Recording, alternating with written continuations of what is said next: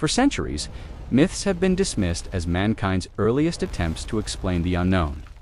Stories whispered by firelight meant to comfort or terrify. But what if those ancient tales weren't simply imagination? What if the beasts and gods carved into stone once walked this very earth? Archaeology, once skeptical of legends, is now uncovering traces that challenge everything we thought we knew.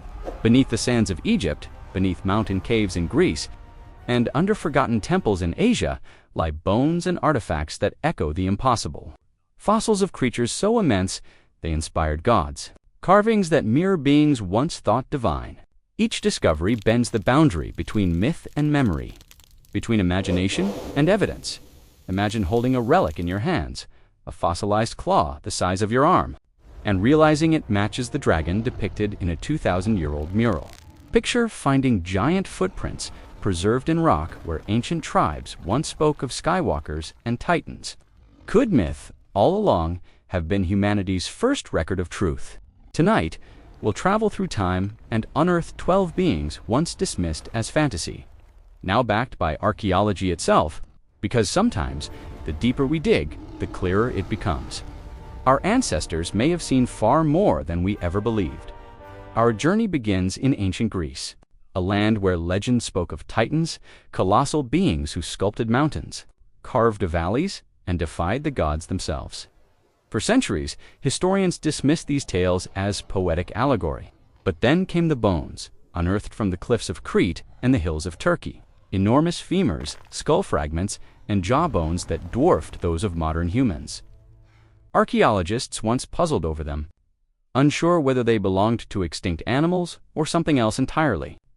Centuries later, scientists identified some as remains of Gigantopithecus, a towering primate over 3 meters tall, and Megaloceros, the colossal elk whose antlers stretched wider than carriages. To the ancients, these bones were undeniable proof of divine bloodlines, the bones of gods, as Aristotle wrote. But this wasn't isolated to Greece. Thousands of miles away, the Chinese chronicled their own encounters with the impossible. The Shanhai Jing, the classic of mountains and seas, described dragon bones revered by healers. For generations, farmers collected and ground these fossils for traditional medicine. Unaware, they were handling the petrified remains of dinosaurs. The same fossils that inspired awe now fuel modern science, proving that legends often sprout from truth buried in stone, in both East and West. These discoveries expose a shared human instinct to look upon something immense and declare it sacred, whether called titan or dragon. The message endures. Myth remembers what science rediscovers, and if the earth once gave birth to giants, what else might it have hidden beneath its oceans? The answer lies where sunlight fades and the sea keeps its darkest secrets. A realm of creatures so vast that even modern sailors whisper their names in fear. When the ancients looked to the sea, they didn't see a gentle blue horizon, they saw an abyss that swallowed ships whole. Every wave hid a story, and every storm whispered of monsters that ruled beneath. In Norse sagas, sailors spoke of Jörmungandr, the world serpent, so vast it encircled the oceans and bit its own tail. For centuries, scholars called it metaphor, until fossil hunters along Scandinavian coasts unearthed the immense skeletons of Mosasaurs and Plesiosaurs. Marine reptiles that once ruled prehistoric seas, their long necks and rib-spined tails mirrored the serpent described in Viking myth. Thousands of miles away, the Polynesian peoples feared and revered the Taniwha, guardians of bays and river mouths. Oral traditions painted them as finned serpents who could protect or punish depending on respect shown to the ocean. Modern digs in New Zealand revealed fossils of giant predatory reptiles in the same coastal zones, suggesting the legend may have begun with real encounters between humans and the bones of vanished leviathans. And then there is the Kraken, Scandinavia's most feared horror, a cephalopod so enormous it could drag ships into darkness. For generations, mariners drew sketches of tentacles rising from the deep, unsure if terror or imagination guided their hands. When biologists finally confirmed the existence of the giant squid, Architeuthis ducks, stretching more than 13 meters, myth became marine biology. These discoveries remind us that fear often starts with observation.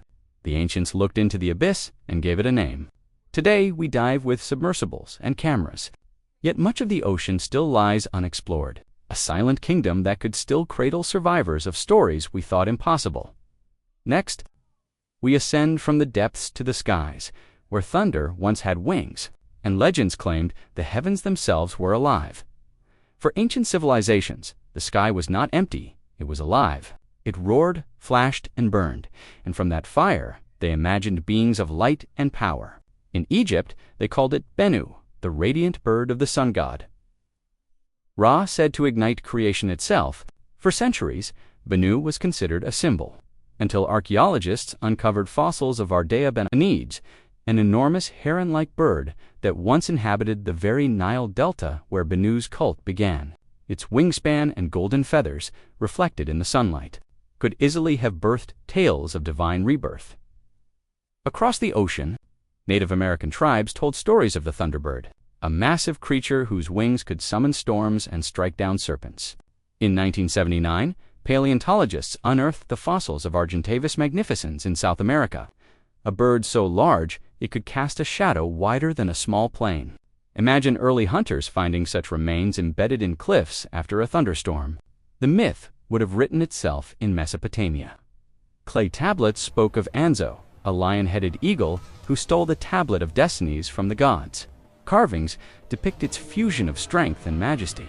Yet what's remarkable is that nearby fossil beds hold remains of Andr, a massive predator whose skull shape curiously resembles the creature's depictions.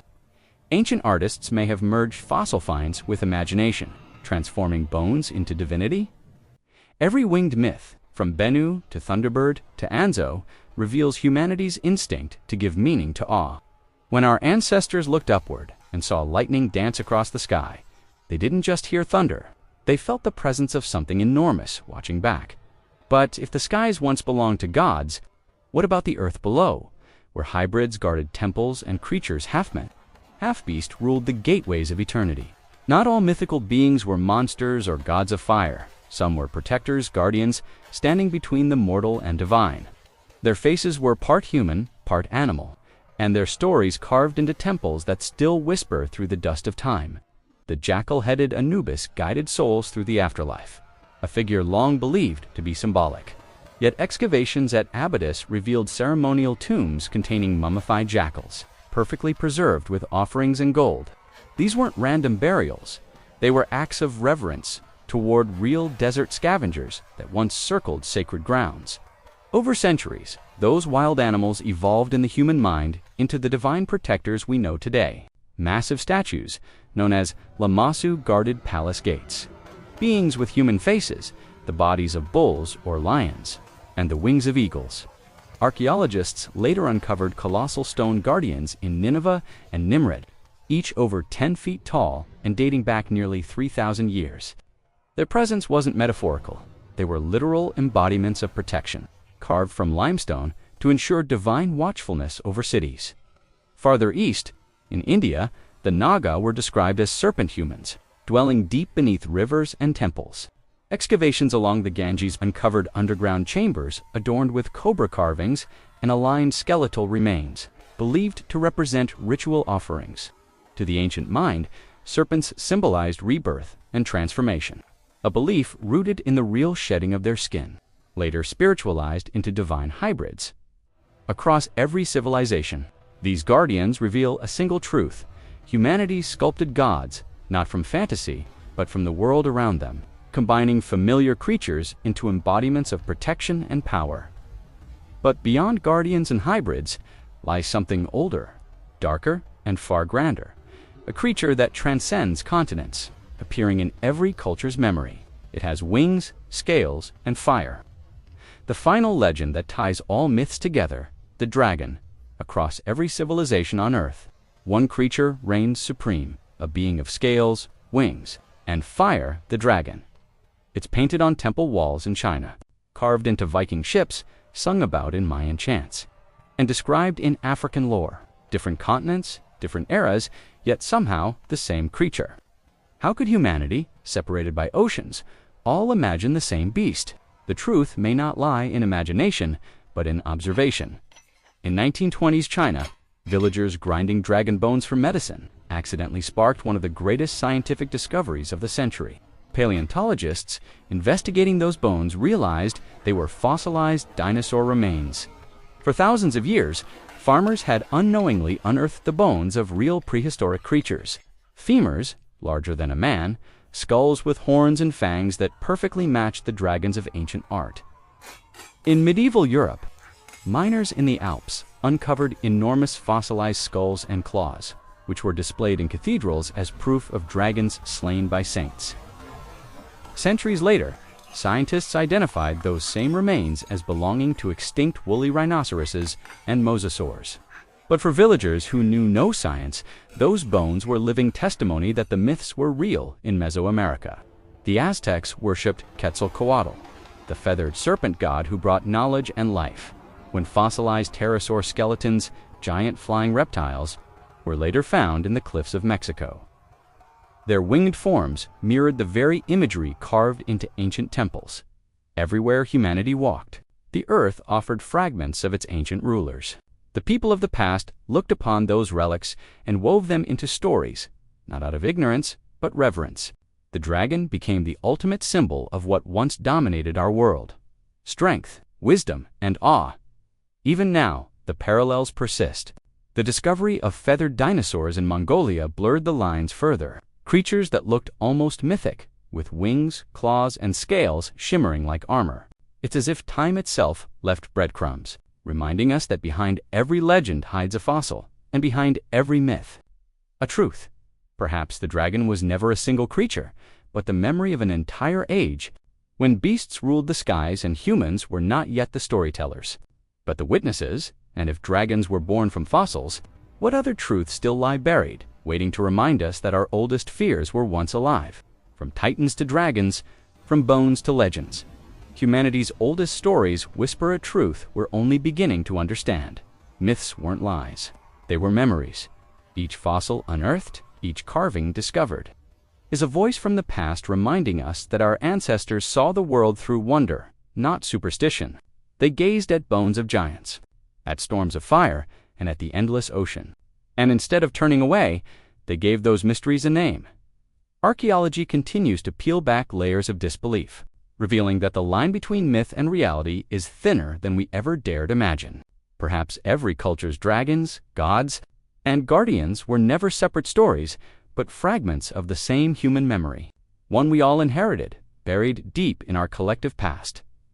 So, what if the myths we laugh at today are simply history's encrypted truths waiting to be rediscovered? Tell us, which ancient being do you believe truly walked this earth? If you love uncovering where legend meets archaeology, subscribe and stay curious, because the next story might prove that even our wildest myths began as fact.